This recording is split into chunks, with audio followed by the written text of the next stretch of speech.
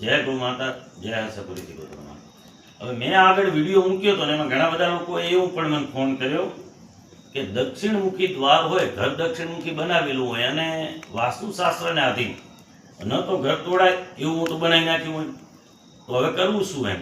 મેં એવું લખ્યું હતું, એવું હું બોલ્યો હતો કે ભાઈ એની અંદર તમે ભૈરવજીનો ફોટો, કાળ ભૈરવનો ફોટો તમે બારે દરવાજા ઉપર રાખી શકો, તો એનાથી નકારાત્મક ઉર્જા અંદર પ્રવેશ ન કરે અને સકારાત્મક તમે જીવન જીવી શકો. એના સિવાય બીજો કોઈ ઉપાય તો બીજો, ભગવાન હનુમાનજી મહારાજનો એક ફોટો ઘરની અંદર દ્વારમાં અંદર પ્રવેશ કરતાની સંગાત આવી રીતે હાથો જ વજ્રાસનમાં બેઠેલા હનુમાનજી મહારાજ, તો એ ફોટો તમે લગાડી શકો છો મુખ્ય દ્વાર ઉપર, અથવા તો તમારા ઘરના જેટલા ઉંબરા હોય ઉંબરાના ભાગે ત્રાંબાની પટ્ટી મારવાની, અથવા ત્રાંબાનો તાર, જેટલો ઉંબરો લાંબો હોય એટલી પટ્ટી અથવા ત્રાંબાનો તાર માર દેવાનો.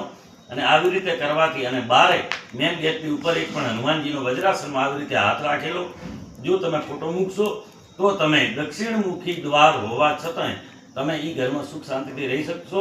કારણ કે દક્ષિણમુખી દ્વારનો મેન તો એ ઘરની અંદર આવકનું સ્તોત્ર ગમે એટલું થતું હોય પણ આવકમાં કંઈ વધારો ન થાય, ઘરમાં સુખ શાંતિ ન રહે, તો આ બધા પ્રોબ્લેમ એમાંથી સોલ્યુશન થઈ જાય છે. એટલે આ બીજો ઉપાય પણ તમને બતાવું છું. જય સિયારામ, જય ગૌ માતા.